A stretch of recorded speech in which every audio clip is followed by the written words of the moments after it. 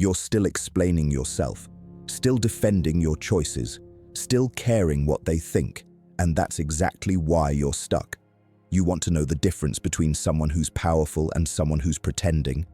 The powerful don't explain. They don't defend, they don't care. They act, and the world adjusts. You've been taught wrong. They told you to be nice, to justify your decisions, to seek approval, to care deeply about everyone's opinion. They domesticated you. And now you wonder why you feel weak, why you second-guess everything, why you're always one criticism away from collapse. Here's the truth Machiavelli understood 5 centuries ago. The moment you stop needing their validation is the moment you become dangerous. Not violent, not cruel, dangerous. Because you can't be controlled anymore. You can't be manipulated. You can't be stopped by their disappointment or their judgment. Today, you learn to cut the chains. No more explanations, no more defense, no more caring. This is about becoming untouchable. This is about raw power psychology. This is Machiavellian mode. And if you're ready to stop being a slave to other people's opinions, drop "I explain nothing" in the comments right now. Number 1. The trap of explanation. You explain because you're afraid. Let's be honest about it. Every time you justify your decision, every time you break down your reasoning to someone who didn't ask, every time you feel compelled to make them understand why you did what you did, you're operating from fear. Fear of judgment, fear of rejection, fear of being misunderstood. And here's what Machiavelli knew that you're just learning. Explanation is submission. When you explain, you're asking for permission retroactively. You're saying, please approve of my choice. Please validate my existence. Please tell me I'm okay. You've handed them the power. They're now the judge, and you're the defendant. And the truly powerful? They never stand trial. They don't explain their moves because they don't need to. Their actions speak. Their results justify. Their presence commands. When you stop explaining, something shifts in the room. People don't know what to do with you anymore. They can't bait you into defending yourself. They can't trap you in endless justifications. You become unpredictable, untouchable, dangerous, because the person who doesn't explain is the person who doesn't need approval, and the person who doesn't need approval cannot be controlled. Think about the most powerful people you know. Do they explain themselves? Do they justify every decision to everyone who questions them? No, they move in silence. They let their power do the talking. That's your first lesson. Stop explaining. You don't owe anyone your reasoning, not your choices, not your path, not your life. Drop "I owe no explanations" in the comments if you're ready to break free. Number 2, the weakness of defense. Defense is the posture of the defeated. Every time you defend yourself, you've already lost. You're playing their game, on their terms, in their arena. They accuse, you defend. They question, you scramble to prove yourself. They doubt, you frantically gather evidence of your worth. See the pattern? They control the frame. They set the narrative. You're just reacting like a puppet on strings, dancing to their rhythm. Machiavelli understood this viscerally. The prince who constantly defends his decisions appears weak, uncertain, desperate for approval. The strong don't defend because defense implies you've done something wrong. It implies you need their forgiveness, their understanding, their stamp of approval to proceed with your life. Think about it.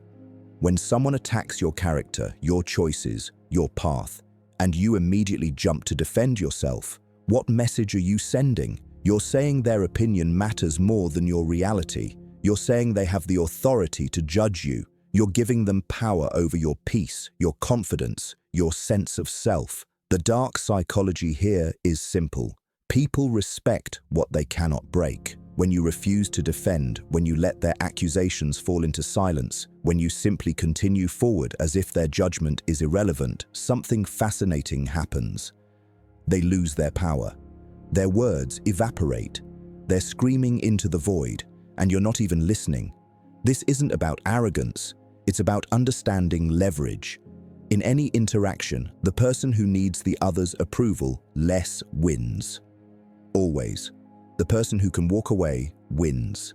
The person who doesn't flinch at criticism wins. You've been defending yourself your entire life, explaining why you're good enough, smart enough, worthy enough. And where has it gotten you? Exhausted, anxious, always one harsh word away from questioning everything. Stop defending, not because you're guilty, but because you're beyond their jurisdiction. Their opinions aren't facts. Their judgments aren't verdicts. Their disapproval isn't your problem. When you stop defending, you stop being vulnerable. You become the unmovable object in a world full of forces trying to shake you. Comment, I defend nothing, if you understand this power. Number 3, the liberation of not caring. This is where most people break. This is where the conditioning is strongest, because you've been programmed since childhood to care. Care what your parents think, care what your teachers think, care what your friends think, care what strangers on the internet think. Care, care, care until you're drowning in other people's opinions, until your entire identity is just a reflection of their expectations. And here's the brutal truth that Machiavelli would tell you himself. Caring what they think is the ultimate prison. It's the invisible chain that keeps you small, keeps you compliant, keeps you controllable. Every dictator, every manipulator, every person who's ever wanted power over you has used this weapon. They've made you care, because once you care about their approval, they own you. They can dangle it like a carrot, withdraw it like a punishment, and you'll dance however they want just to get it back. But what happens when you stop caring? What happens when their approval becomes irrelevant? When their disappointment doesn't touch you? When their judgment slides off you like water off stone? You become free. Genuinely, terrifyingly free. And that freedom is what makes you dangerous. Not dangerous to others necessarily, but dangerous to the system that relies on your compliance. Dangerous to the people who profit from your insecurity.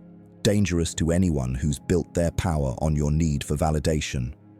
When you don't care what they think, they can't motivate you with praise or control you with criticism. They can't guilt you, shame you, or manipulate you. You're operating on your own frequency now, guided by your own compass, answerable only to your own standards. This doesn't mean becoming a sociopath. It doesn't mean having no values or caring about nothing. It means choosing carefully what you care about and who gets that power. Your close circle, sure. Your mission, absolutely. Your integrity, non-negotiable. But random people's opinions. The judgment of those who don't know you, don't love you, and wouldn't help you if you fell. Why would you give them real estate in your mind? Machiavelli wrote that the prince must learn to be indifferent to popular opinion while maintaining the appearance of virtue. He understood that caring too much about what people think makes you manipulable, makes you weak, makes you predictable. The powerful care selectively. They care about results, about strategy, about their inner circle. But the masses, the critics, the people watching from the sidelines, their opinions are noise, static, irrelevant. When you truly stop caring what they think, not as rebellion but as genuine indifference, you'll notice something incredible. You'll start making better decisions, taking bigger risks, living more authentically, and paradoxically, people will respect you more. Because everyone secretly admires the person who doesn't need their approval. Drop "I care" selectively in the comments if this resonates. Number 4, the power of silence. Silence is the weapon they never taught you to use. They taught you to fill every gap, to explain every pause, to justify every silence with words, words, and more words. But Machiavelli knew what the weak never learn. Silence is power. Silence is control. Silence is the ultimate display of confidence. When someone attacks you and you say nothing, when someone questions you and you simply stare, when someone tries to bait you into a reaction and you give them nothing, you've just won a war they didn't even know they were fighting. Because here's what happens in that silence. They start to doubt themselves. They start to wonder if their attack landed. They start to question their own power. Your silence creates a void, and nature abhors a vacuum, so they fill it with their own insecurity, their own anxiety, their own spiraling thoughts. You've done nothing, said nothing, and yet you've completely dominated the interaction. This is dark psychology at its finest. The person who speaks first in a negotiation loses. The person who breaks the silence reveals their desperation. The person who needs to fill the gap with explanations, justifications, and defenses has already shown their hand. They're uncomfortable, they're weak, they need validation. But you sit in that silence like a king on a throne, unmoved, unbothered, untouchable. Think about every time you've over-explained something, every time you filled an awkward silence with nervous chatter, every time you felt compelled to defend yourself against an accusation that didn't deserve a response. What were you doing? You were bleeding power. You were showing them exactly where you're vulnerable. You were teaching them how to hurt you, how to control you, how to make you dance. Silence does the opposite. Silence conceals, silence protects, silence intimidates. When you master silence, you master the frame. People don't know what you're thinking. They don't know if you're angry or indifferent. They don't know if their words affected you or bounced off harmlessly. That uncertainty is your advantage. Machiavelli advised that it's better to be feared than loved, but I'll add this, it's better to be unpredictable than either, and silence makes you unpredictable. The Stoics understood this too. Marcus Aurelius wrote about the power of not having to say everything you think. Seneca praised the man who could hold his tongue. Because they knew that most words are wasted, most explanations are unnecessary, and most defenses only dig you deeper. Your silence says, I don't need to explain myself to you. I don't need to defend my choices to you. I don't need your understanding, your approval, or your validation. I am complete without your input. That's a threatening message to people who are used to controlling others through judgment. That's a dangerous message to a world that profits from your insecurity. That's a powerful message to yourself that you're finally in control. Stop filling every gap. Stop explaining every decision. Stop defending every choice. Let your silence speak. Let your actions demonstrate. Let your results prove. The truly powerful don't announce their power. They don't explain their moves. They don't defend their decisions. They simply execute, and the world figures it out later. Comment, my silence is my power, if you're ready to embrace this. Number 5. The mask of indifference. Here's where we separate the pretenders from the truly dangerous, learning to wear the mask of indifference so perfectly that even you start to believe it. This isn't about faking it. This isn't about pretending you don't care while secretly obsessing over every word, every look, every judgment. That's just lying to yourself, and Machiavelli had no patience for self-deception. This is about genuine psychological transformation. This is about rewiring your brain so that their opinions genuinely don't register as threats anymore. Dark psychology teaches us that humans are pattern recognition machines. We're constantly scanning for threats, for rejection, for social danger. It's evolutionary. Our ancestors who cared too much about being excluded from the tribe survived. But that same mechanism in modern society, it's a liability. It makes you controllable. It makes you weak. So you need to build a new pattern, a new default response. When someone criticizes you, your automatic reaction should be indifference, not defense. When someone questions your choices, your instinct should be silence, not explanation. When someone tries to shame you, your response should be a slight smile and a mental note that this person has no power over you. This is the mask, but it's more than a mask. It's armor. It's a fortress. It's the psychological infrastructure that makes you untouchable. Machiavelli wrote extensively about the prince's need to appear one way while being another. But here's the evolution. You appear indifferent because you are indifferent. There's no gap between the mask and the face. They've merged. You've internalized it so deeply that their approval genuinely doesn't move the needle on your emotional state. Think about the people who've hurt you most in life, the ones whose words cut deepest, the ones whose rejection devastated you. Now imagine if their opinions had meant nothing to you from the start. Imagine if their judgment had fallen on deaf ears. Imagine if their disapproval had been as relevant to you as a stranger's opinion about your breakfast choice. How much suffering would you have avoided? How much time would you have saved?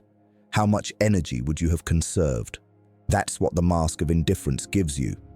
Not sociopathy, not callousness toward everyone, but strategic, selective indifference toward those who don't deserve influence over your emotional state. Your parents, if they're toxic, indifference. Your ex who keeps trying to get reactions, indifference. Your co-workers who gossip and judge, indifference. Random people on social media, absolute indifference. This mask becomes your default face to the world. Pleasant, composed, unmovable. They can throw their worst at you, and it's like throwing stones at a mountain. The mountain doesn't flinch, it doesn't explain itself, it doesn't defend its existence. It simply is. And that permanence, that immovability, that complete indifference to the stones being thrown, that's what makes it powerful. The Stoics called this apatheia, freedom from passion, but it's not emotionlessness. It's having your emotions under control rather than being controlled by them. It's choosing what affects you rather than being affected by everything. Machiavelli would call it virtù, the ability to adapt and respond to circumstances without being destroyed by them. I call it the mask of indifference, and it's your shield against a world that wants to control you through your emotions. When you master this mask, when it becomes your second skin, you'll notice something remarkable. People stop trying to hurt you, not because they've become kind, but because they realize it doesn't work. You're not giving them the reaction they want. You're not playing the game. You're not feeding their need for power over you. And predators, whether physical or psychological, always move on to easier prey. They want the person who reacts, who defends, who cares too much. That's not you anymore. You're the one wearing the mask. You're the one who's truly free. Drop "I wear the mask" in the comments if you're building your armor. Number 6, the death of your old self. Let's talk about what you're really afraid of, because everything we've discussed so far requires something most people aren't willing to do. You have to kill who you used to be, not metaphorically, not symbolically. You have to genuinely execute the version of yourself that needs approval, that seeks validation, that crumbles under criticism. That person has to die, and here's why this terrifies you. That person has been you for so long that you think killing them means killing yourself entirely. But Machiavelli understood transformation in a way most never will. He knew that the prince who wants to acquire power must be willing to destroy his former self, his former limitations, his former weaknesses. This isn't self-improvement. This is self-assassination. This is looking at every needy, desperate, approval-seeking behavior you've ever exhibited and strangling it. The you that explains obsessively, dead. The you that defends constantly, dead. The you that needs everyone to understand and approve, dead, dead, dead. And in that death, in that deliberate execution of your weaker self, something new emerges, something colder, something more calculating, something that makes people uncomfortable because they can't manipulate it anymore. This is the dark psychology they don't teach you in self-help books. This is the Machiavellian truth. Power requires sacrifice, and the first sacrifice is always yourself. Your old self, your comfortable self, your safe self. The version of you that everyone liked because you were controllable.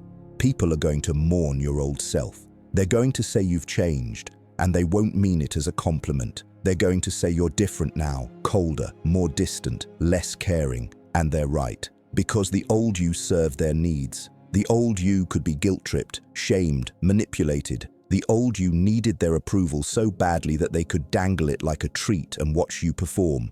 But this new you, this evolved you, this Machiavellian you, you're not serving their needs anymore. You're serving your own vision, your own mission, your own standards, and that makes them uncomfortable. Good, let them be uncomfortable. Their discomfort is proof of your transformation. It's evidence that you're no longer playing by their rules. You're no longer the person they could control. The death of your old self isn't a one-time event. It's a continuous process. Every day, you'll feel the pull to go back, to explain, to defend, to care what they think. That's the ghost of your old self, trying to resurrect itself. And every day, you have to kill it again. You have to make the choice again. You have to remind yourself why you started this transformation in the first place. Because you were tired of being weak, tired of being controlled, tired of living your life seeking approval from people who wouldn't even show up to your funeral. Machiavelli wrote that men ought either to be indulged or utterly destroyed because they can avenge slight injuries but not severe ones.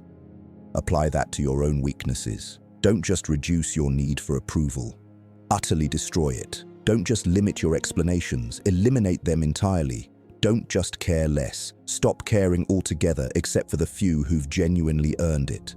This is total war against your former self. This is scorched earth policy on your old patterns. This is complete annihilation of the person who let others dictate their worth.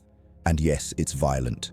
Yes, it's harsh. Yes, it feels like dying. Because it is. You are dying. The caterpillar doesn't become a butterfly through gentle evolution. It literally dissolves in the cocoon. Its body breaks down into primordial soup before reorganizing into something capable of flight. That's you right now. You're in the cocoon. You're dissolving. It's supposed to hurt. It's supposed to feel like everything you were is being destroyed, because it is. And what emerges on the other side? Someone who doesn't explain, someone who doesn't defend, someone who doesn't care what they think, someone powerful, someone dangerous, someone free. Your old self has to die so your true self can live. There's no other way. There's no gentle path. There's no transformation without destruction. So kill it. Kill the weakness. Kill the need, kill the fear, and rise as something they can't touch anymore. Comment, the old me is dead if you're ready for this rebirth. Number 7. The strategic use of detachment. Now that you understand what must die, let's talk about what must be built in its place. Strategic detachment. This isn't emotional numbness. This isn't becoming a robot. This is the calculated ability to separate yourself emotionally from outcomes, from people, from situations that would otherwise control you. Machiavelli's entire philosophy rests on this foundation: the ability to make decisions based on strategy rather than emotion, to see the board clearly rather than through the fog of your feelings, to move through the world with your emotions as tools you wield rather than chains that bind you. Strategic detachment means you can care deeply about your mission while remaining completely indifferent to individual setbacks. It means you can value certain people while being prepared to walk away from anyone who doesn't serve your growth. It means you can pursue goals with intensity while remaining emotionally unattached to any single path to get there. This is the mindset that makes you unstoppable. Think about every failure that's devastated you, every rejection that broke you, every loss that made you question everything. Now imagine experiencing those same events with strategic detachment. You'd see them as data points, not verdicts, as redirections, not rejections, as information, not identity. The event stays the same, but your relationship to it transforms completely. Dark psychology reveals that most manipulation works because people are emotionally attached to specific outcomes. They need that job. They need that relationship. They need that person's approval. And the moment you need something, you've given someone else the leverage to control you. Strategic detachment removes that leverage. You want things, sure. You pursue things, absolutely. But you don't need them in a way that makes you vulnerable. You hold everything loosely enough that you can let it go without losing yourself. Machiavelli advised the prince never to become so dependent on fortune that he's destroyed when fortune changes. The same applies to you. Never become so emotionally invested in any single person, outcome, or path that its loss destroys you. This is survival. This is power. This is freedom. When you practice strategic detachment, you make better decisions. You're not deciding from a place of fear, desperation, or emotional reactivity. You're deciding from a place of clarity, strategy, and cold calculation about what actually serves your interests. Should you take that job? Not based on how it makes you feel, but based on whether it advances your position. Should you stay in that relationship? Not based on sunk cost fallacy or emotional attachment, but based on whether it's genuinely serving both parties. Should you fight this battle? Not based on ego or pride, but based on whether it's strategically worth your resources. This is how the powerful think. They're not cold because they're cruel. They're cold because they're clear. They've removed the emotional static that makes weak people make weak decisions. You need to practice this daily. Start small. When someone cuts you off in traffic, practice detachment. Notice the anger rising and consciously choose not to let it control you. When someone criticizes you online, practice detachment. Notice the defensive urge and consciously choose silence instead. When a plan falls through, practice detachment. Notice the disappointment and consciously choose to immediately start evaluating alternatives. Each small practice strengthens the muscle. Each moment of choosing strategy over emotion builds your capacity for detachment, and over time it becomes automatic. You become the person who stays calm when everyone else is panicking, the person who thinks clearly when everyone else is emotionally reactive, the person who makes power moves while everyone else is making emotional decisions they'll regret. Strategic detachment also protects you from the most insidious form of control, hope. People manipulate you by making you hope for things they have no intention of giving you. They dangle possibilities. They hint at potential. They keep you invested with maybe, someday, possibly. And you stay attached to that hope, wasting your time and energy on something that will never materialize. But when you're strategically detached, you give people a defined window to deliver, or you move on. You don't hope endlessly. You don't wait indefinitely. You assess the situation clearly. Is this progressing, or am I being strung along? And you act accordingly without the emotional attachment that would keep you trapped in situations that don't serve you.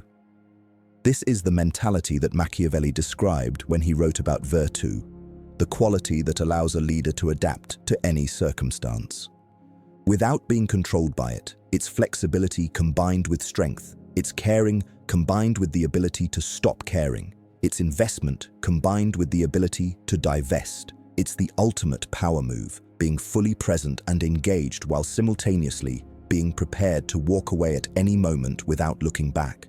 Master strategic detachment and you master life itself. You become the player, not the piece, the chess master, not the pawn, the one who moves through the world rather than being moved by it. Drop "I am strategically detached" in the comments right now.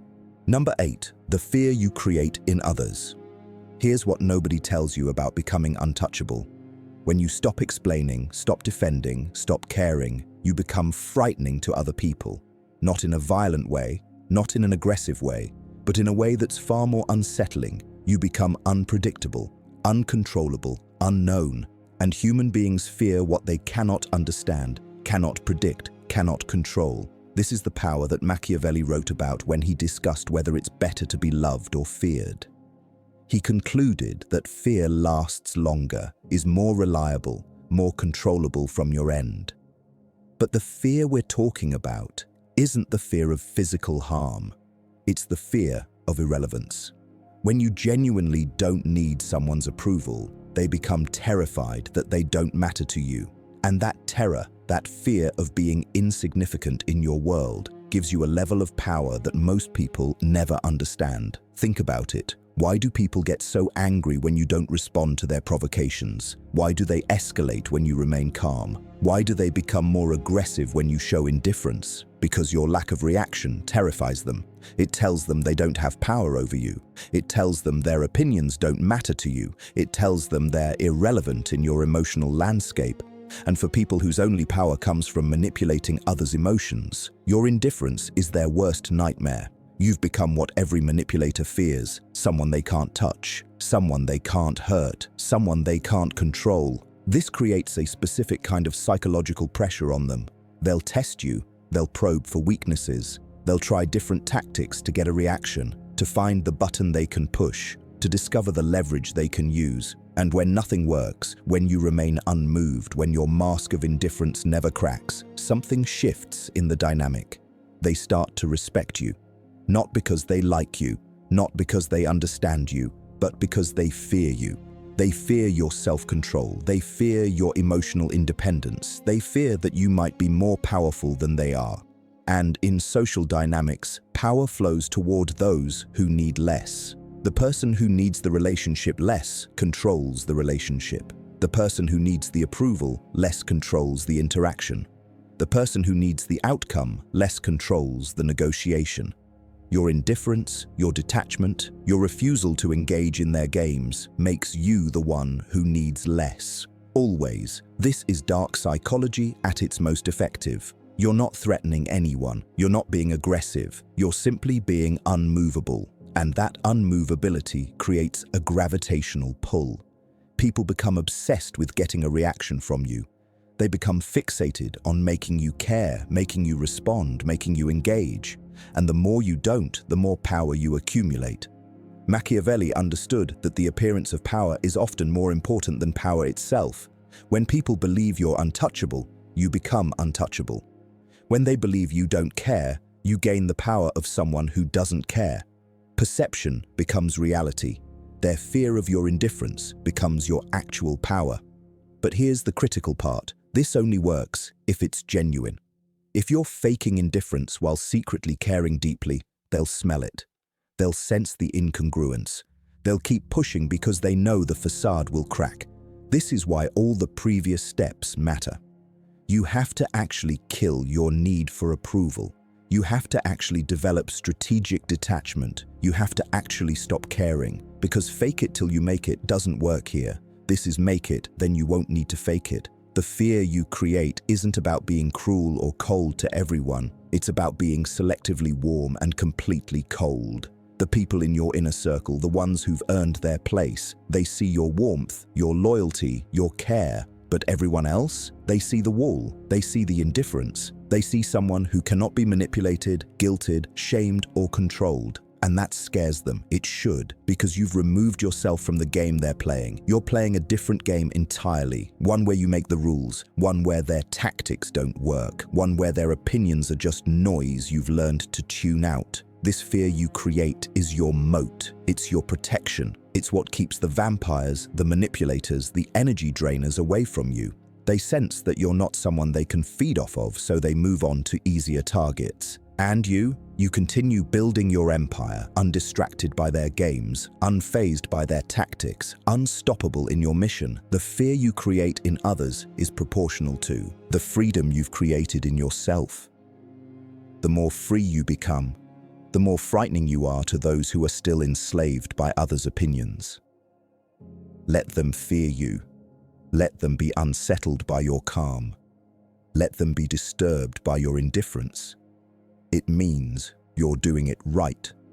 Comment, "They fear my indifference," if you understand this power dynamic. Number 9, the price of power and why you'll pay it. Let's be brutally honest about what this transformation costs, because Machiavelli never promised you a comfortable path, and neither will I. When you stop explaining, stop defending, stop caring, you will lose people. Not everyone, not the real ones, but you'll lose the ones who were only there because you were manageable, controllable, predictable. You'll lose the friends who kept you around because you validated their choices. You'll lose the family members who stayed close because you bent to their expectations. You'll lose the romantic interests who were attracted to your neediness because it made them feel powerful. They will leave. They will call you changed. They will say, "You're not the person they knew." And they're absolutely right. You're not. You're better. You're stronger. You're free. But that doesn't make it painless. This is the price. Loneliness. At least initially. Because you're operating on a different frequency now, and most people can't match it. You're no longer tolerating disrespect for the sake of connection. You're no longer accepting breadcrumbs and calling it a feast. You're no longer shrinking yourself so others feel comfortable. And that eliminates a lot of people from your life.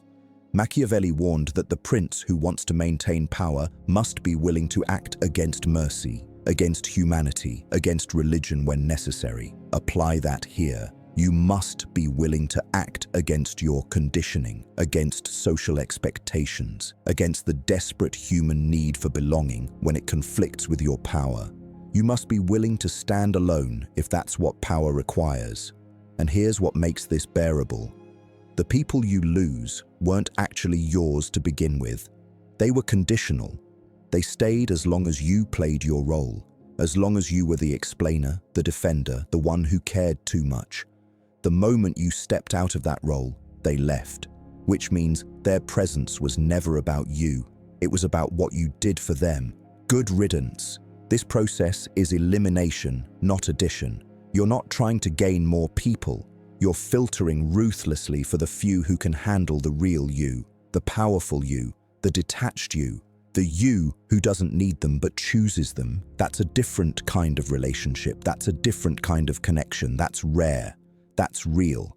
And yes, the loneliness between losing the fake connections and finding the real ones is brutal. You'll have moments where you question everything, moments where you wonder if it's worth it, moments where the old patterns of seeking approval seem easier, safer, more comfortable. This is the test. This is where most people break and go back. They can't handle the solitude that comes with power. They can't handle being misunderstood. They can't handle the discomfort of standing alone. So they compromise. They go back to explaining. They start defending again. They begin caring what everyone thinks, and they lose everything they built. Don't be that person. Understand that loneliness is temporary, but power is permanent. The discomfort you feel now is the growing pain of transformation. The isolation you experience now is the cocoon before you emerge with wings. The price seems high until you realize what you're buying: yourself, your freedom, your power, your peace. You're buying a life where you're not controlled by others' opinions, where you move through the world on your terms, where you're finally genuinely completely free. That's worth any price. That's worth any sacrifice. That's worth walking through fire for. Machiavelli paid the price. He was exiled, tortured, isolated, but his ideas outlived everyone who opposed him. His power transcended his circumstances. Your power will too. Pay the price. Embrace the loneliness. Trust the process. Because on the other side of this discomfort is a version of you that's untouchable, unstoppable, and finally free. Number 10. Your new operating system. You now have the complete blueprint. You understand that explanation is submission. You know that defense is defeat. You've learned that caring what they think is the ultimate prison. You've discovered the power of silence, the strength of the mask, the necessity of killing your old self. You've mastered strategic detachment. You understand the fear you create in others, and you've accepted the price of power. Now comes the implementation. This is your new operating system. From this moment forward, you move differently through the world. When someone questions your decision, you smile slightly and say nothing.